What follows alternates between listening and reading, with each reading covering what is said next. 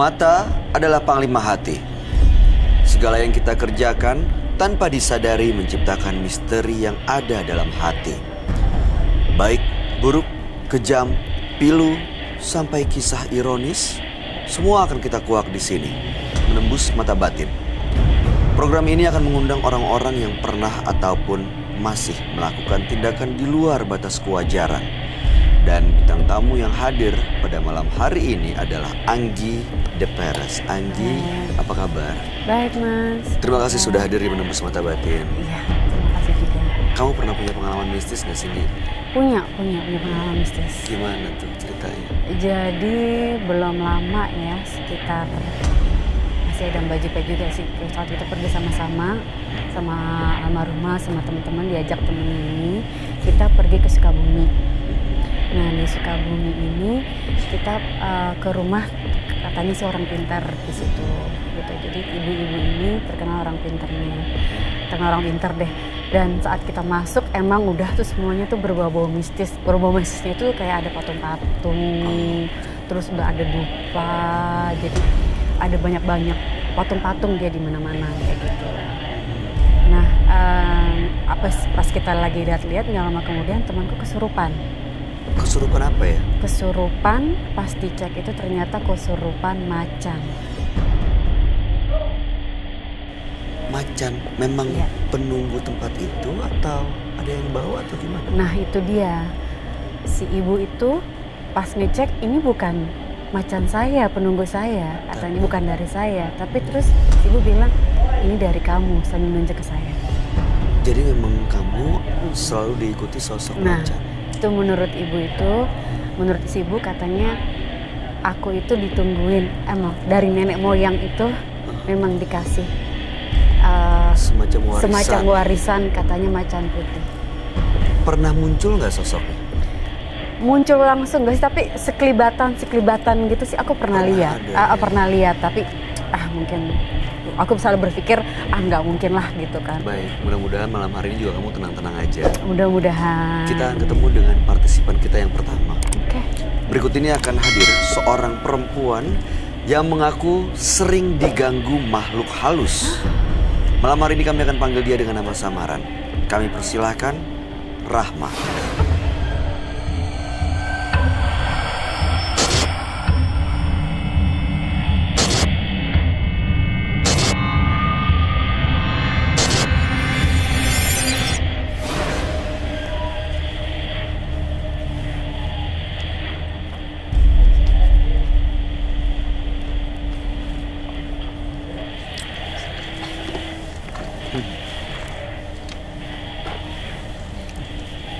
Selamat malam Rahma. Boleh kami tahu aktivitas kamu sehari-hari apa ya saat ini? Karyawan swasta. Oke, baik. Apa yang mau kamu ceritain buat kami? Masalah saya punya jimat, sama saya punya keturunan, punya pesugihan di masa lalu. Jadi zaman dulu Anda pernah melakukan pesugihan? Bukan, nenek. Oh, nenek. Almarhum nenek. Dari mana kamu tahu nenek kamu melakukan pesugihan? Saya tanya sama bibi, kenapa ya hidup kita kayak gini semua gitu. Kayak gini maksudnya gimana? Gak ada yang enak gitu. Kayak kita mau ngelakuin apa aja, pengen kayak, jujur saya kayak pengen kuliah, tapi tuh kayaknya nggak nyampe. Terus mama juga kerja jadi TKW udah 14 tahun. Rata-rata tuh nggak ada yang bisa sampai jadi rumah gitu. Uangnya nggak ada yang bisa kesimpan. Uangnya habis gitu aja? Iya. Jadi tuh kayak seolah-olah kita rezekinya tuh dipas-pasin aja, nggak bisa sampai bener-bener kita hidup bahagia gitu loh. Jadi kita dibuat sengsara terus, kayak ngerasa begitu. Baik, jadi yang dirasain adalah secara ekonomi kok begini banget gitu ya. Udah ada pekerjaan, ada pemasukan, tapi tetap nggak mencapai mimpi yang memang ingin dicapai. Iya. pengen kuliah, pengen punya rumah, tapi nggak nyampe-nyampe. Iya. Lalu nanya ke Bibi, kata Bibi Iya. apa jawabannya? Kata Bibi, dia pernah nanya, katanya iya, emang di keturunan kita pernah ada yang melakukan pesugihan. Jadi istilah katanya pakai logika kita, rezeki kita tuh kayak udah diambil duluan gitu. Kebahagiaan kita kayak udah diambil duluan. Itu. Dari mana kamu tahu kalau orangnya itu adalah nenek kamu? Dikasih tahu gitu? Nanya juga sih sama ibu. Iya pernah. Kan kalau mama manggilnya ke nenek itu Bibi gitu kan. Iya Bibi. Dulu pernah. Gitu. Terus sampai ada yang mati juga. Yang mati? Tumbal gitu maksudnya? Tanda kutip sih aku nggak mau tahu banyak ya. Tapi keluarga? Kurang paham juga. Tapi yang jelas ada yang meninggal. Iya.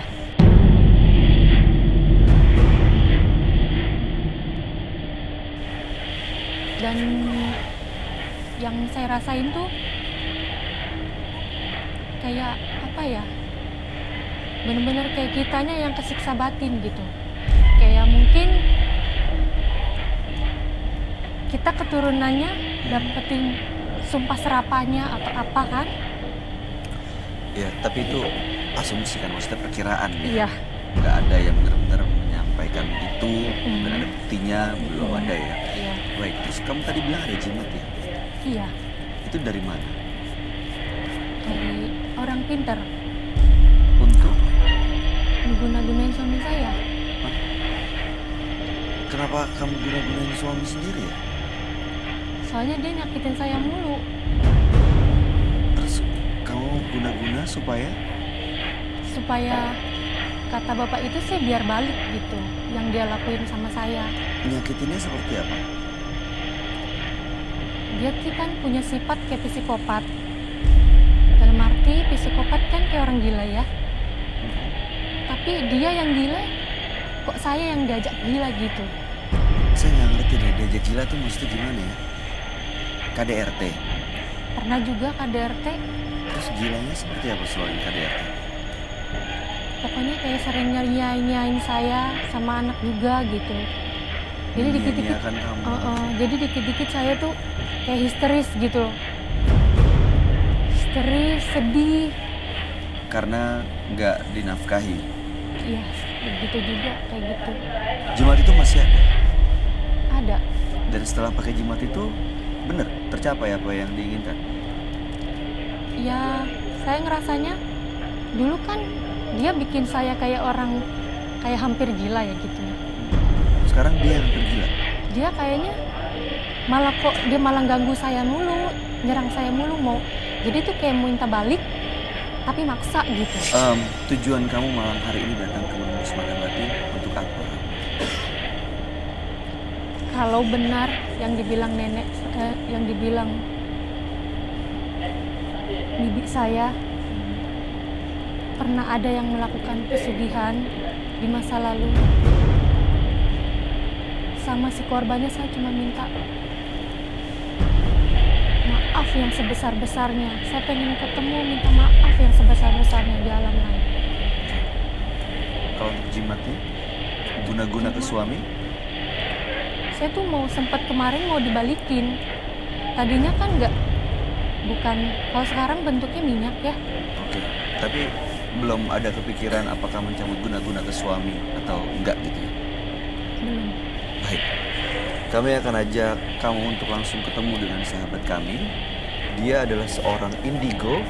Kami persilahkan Roy Kiyoshi. Sebelumnya, tim Mata Batin sudah memberikan tanggal lahir dan nomor rumah partisipan kepada Roy Kiyoshi.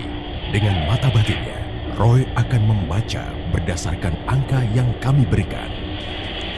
Rahma tinggal di rumah bernomor 90. Terlahir tanggal 4 Januari 1993.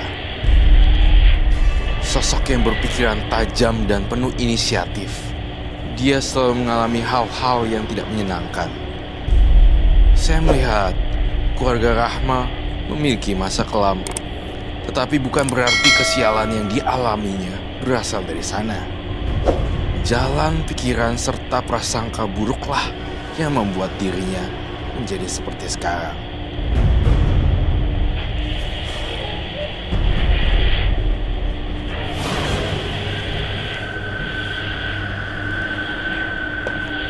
Selamat malam. Selamat malam, Roy. Silakan duduk. Rahma dengan tanggal lahir 4 bulan 1 93 dan nomor rumah 90. Rahma memiliki jimat dan juga neneknya ya, terutama itu pernah melakukan pesugihan. Dan saat ini merasa keluarganya tidak bahagia, selalu menderita, terutama dari sisi ekonomi, dan jimat yang dimiliki untuk mengirim guna-guna ke suaminya. Nah, malam hari ini ingin meminta maaf soal pesugihan itu karena pernah ada korban, tapi soal guna-guna belum mau mencabut dari suaminya. Guna-guna belum mau mencabut dari suaminya. Iya. Artinya Mbak Rahma sendiri melakukan guna-guna juga. Punya jimat untuk guna-guna suami gitu kan? Iya. Dan gak mau dicabut guna-gunanya. Pengen dihancurin. Oke. Tiba-tiba saya ngelihat sosok sangat menyeramkan sekali ya. Berbulu, hitam dan tinggi besar gitu. Oh no. Iya, sosok ini tampaknya memperhatikan kamu juga sih. Sebenarnya kamu juga jangan takut ya. Aku takut. Takut ya, sabar ya. Saya ngeliat ada sosok gede banget warna hitam, Oh, kayak genderuwo gitu. Genderuwo, tapi benar-benar kayak ngincer. Dia ngeliatin Kesini? kita. Iya. oh. Tadi ngeliatin aku tapi ngelek. Kenapa ke Oh, kenapa ke Anggi aku ya? sih? Apa karena Anggi dibilang ini ada sosok macan warisan? Ya, Kak Anggi kan memang apa ya? Kak Anggi juga ada yang jagain sebenarnya. Gitu. Itu dia katanya ada yang jagain. Ada yang jagain. Jadi ada bentrokannya antara si genderuwo ini nih masuk ke badannya si Rahma. Tapi nggak bisa deket banget sih. Saya pastikan kamu aman sih Kak Anggi. Genderuwo ini mau berbuat jahat nggak ke aku? Kayak genderuwo itu memang suka wanita-wanita yang punya kayak daya tarik gitu. Itu sih jadi magnet gitu. Jadi kayak magnet gitu. Dan saya ngerasa hawa magis juga di Rahma ketika saya melihat dalam mata batin saya dengan ritual. Genderuwo ini datangnya dari mana, Roy? Genderuwonya ini datangnya dari si Rahma sendiri nih. Di bawah. Emang dibawa. Tapi Rahma sendiri sadar apa enggak, saya juga akan nanya sih. Sadar? Enggak. Enggak. Gak pernah Enggak terganggu. pernah tahu. Gak pernah muncul sosoknya, wujudnya. Enggak pernah. Gak pernah ada Tapi yang ngasih tahu. tapi saya sering mimpi itu diajak berhubungan sama almarhum bapak. Tapi sebelum almarhum bapak meninggal,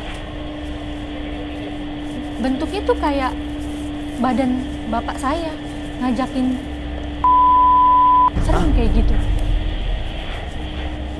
Mungkin nggak makhluk genderuwo ini bermanifestasi wujudnya seperti bapaknya mengajak dalam mimpinya Rahma, Roy. Iya, justru itu. Dia bisa berubah-ubah wujud ke berbagai bentuk kemanapun dan siapapun itu. Nah, justru dia ngambil wujud ayah kamu untuk mengajak. Padahal dia tuh aslinya genderuwo. Dan selama ini kamu penuhi hubungan badan itu. Iya, Di mimpi tapi kan? iya. Itu dalam mimpi sebenarnya terjadi nggak sih, Roy? Terjadi gitu. Jelas. Sebenarnya dalam mimpi memang terjadi. Kamu punya anak? Iya.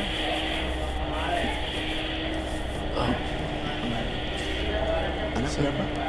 Satu. Serem banget pokoknya. Kayak berbulu banyak banget. Dan entah kenapa saya mencium ada aroma jimat atau amulet atau apa di diri kamu ini? Apa kamu bawa sesuatu tuh di kantong putihnya? Iya, Silakan dikeluarkan. Itu apa ya? ini minyak, tapi nggak digunain, cuman ditaruh di rumah. Boleh saya? Boleh buka-buka. Serem ya. Kamu berkunjung ke dukun untuk dapetin minyak ini bertujuan untuk menundukkan siapapun. Enggak, Jujur. Untuk siapa sebenarnya? buat ngebalikin kelakuan suami saya. Itu guna-guna suaminya. Tapi justru ya, saya entah kenapa merasa dukun itu justru menggunakan kamu untuk kepentingan dia juga gitu. Jadi kayak dibuat halu sama itu dukun untuk mendapat pundi-pundi sukarela sebenarnya, bukan? Atau dibayar sesuai mahar ya? Sukarela? Tapi kok kamu sering banget ya datang bolak-balik gitu jadinya? Iya. Lebih dari sekali? Dua kali. Dua kali ke sana. Atau mungkin ada ritual nggak untuk benda-benda ini yang kamu lakukan di rumah? Kamu harus beli sesuatu? Nggak ada. Nggak ada. Nggak ada. Ini cuma dipegang dan disimpan aja. Uh-uh. Apa aja sih barang-barangnya? Coba deh. Minyak, Kamu angkat deh. Itu minyak. Dan itu kayu kecil. Kayu kecil. Iya. Kayu kecil ini kata bapak itu buat jaga saya di luar. Waktu itu saya ditanyain, dilihat jarinya. Dia kan ngikutin jari saya gini. Yang nyetrum itu cuman jari ini katanya, keselamatan saya yang terancam. Katanya gitu. Jadi saya dikasih kayu ini buat ngejaga saya di jalan. Karena katanya suami kamu itu jahat gitu kan. Di luar rumah pun kamu juga diincer. Makanya ini buat di luar, kalau ini buat di dalam rumah. oh jadi yang mau jahatin kamu tuh bukan cuma suami gitu, tapi di luar rumah tuh maksudnya lingkungan. Kurang mengerti sih. Tapi dibilangnya buat ngelindungin kamu ini di luar. Enggak sih. Kalau yang kamu lihat dari dua benda ini, apakah memang ini untuk melindungi dia atau justru jadi magnet makhluk-makhluk lain yang mendekat? Gara-gara benda ini justru dia jadi bingung yang mana yang benar yang mana yang enggak. Versi sang dukun bilangnya suaminya yang guna-guna. Padahal sebenarnya kalau dipikir-pikir secara jernih, saya tidak melihat adanya tindakan guna-guna dari suaminya. Justru kamu halu dan di bawah pengaruh bisikan-bisikan genderuwo. Karena ini magnetnya, rumahnya, dia selain genderuwo juga ada. Saya pasti tahu, kamu pasti tahu ini tentang kuntilanak ini. Tahu? Itu dia. Apa ya? Ada genderuwo dan ada kuntilanak. Jadi yang ngejagain dia ini sebenarnya dia pikir ngejagain, padahal sebenarnya meneror, membisikkan suara-suara halu supaya kayak itu dia yang bunuh, itu dia yang bunuh, itu dia yang jadi bunuh. dia Untuk bisa berbuat bilang, jahat gitu ya. Iya. Negatif terus karena Negatif, makhluk ini. betul. Karena berbuat karena dibisikinnya negatif, jadi buatnya negatif. Suara-suara. Jadi kamu Rahma nggak bisa tahu yang mana yang benar, yang mana yang enggak sih. Iya. Itu sebenarnya. Kamu tahu. Makhluk ini kenapa bisikin dia untuk hal-hal negatif? Tujuannya mereka mau apa sebenarnya? Merusak semuanya sih, bahkan kehancuran semuanya. Nggak usah pakai minyak itu lagi deh. Bisa buat saru gitu pola pikirnya, dan nggak bisa kayak berpikir jernih. Yang dilihat cuma kesalahan orang dan curiga gitu. Jadi nggak nyaman Iya. kalau negatif terus. Betul. Yang kita rasain. Apa dibuang gitu aja bisa? Sebenarnya aku sih pengen banget ngancurinnya. Yang dilihat cuma kesalahan orang dan curiga gitu. Jadi nggak nyaman Iya. kalau negatif terus. Betul. Yang kita rasain. Apa dibuang gitu aja bisa? Sebenarnya aku sih pengen banget ngancurinnya gitu hari ini. Kalau dihancurin makhluk-makhluk ini reaksinya gimana? Kalau dihancurin di sini aman, karena saya pastikan energi kita kan positif nih. Kita bertiga positif, dan saya rasa itu tidak akan membuat kegaduhan atau kelimpungan. Kecuali ya, kalau Rahma abis gini nyari lagi, saya sih udah lepas tangan dari Rahma. Kamu Nyari ngeliatnya masih lagi? mungkin Rahma nyari lagi ya? Iya, saya takut banget kalau soalnya nih Rahma tuh gini loh, orang yang sangat sulit ditebak gitu untuk keinginannya hari ini gini, tapi ntar dia berubah Besok lagi. bisa berubah. Karena dia bisikan yang nggak jelas gitu sih, Oke, dan bisikan itu diikutin lagi. dan diikutin lagi. Jadinya nggak tahu nih mesti gimana nih gitu. Nah sekarang aja nih yang masih lagi lurus nih, jadi bawa untuk mengakui ini gitu. Tapi saya khawatir ketika perubahan drastis kamu, jadi bisa nyari-nyari yang enggak, timbul lagi bisikan dan timbul lagi halusinasi. Halusinasinya maksudnya seperti kayak kesurupan gitu nggak? Halusinasinya kayak dia lakuin, dia kayak dipengaruhi otaknya. Saya pengen bunuh diri. Tuh, Oh. bunuh diri. Kenapa? Hal-hal yang menurut saya Kalau lagi ada di titik sedih, habis disakitin, bukan sakit fisik sih, tapi sakit Sakit batin hati. udah bertahun-tahun lah, gara-gara suami saya sendiri. Kalian mau tahu deh, maaf ya Mbak Rahma, bukannya mengungkit luka dari suaminya, tapi apa yang dilakukan suaminya sih? Seperti apa gitu detailnya sampai begitu dendam, bahkan minta bantuan orang lain dan makhluk gaib untuk apa? Apa dia selingkuh atau apa sebenarnya dia lakukan? Dia suka munafik di belakang saya gitu. Munafik. Munafik. Maksudnya gimana ya? Bohong. Iya, Seperti misalnya? dia dekat sama perempuan,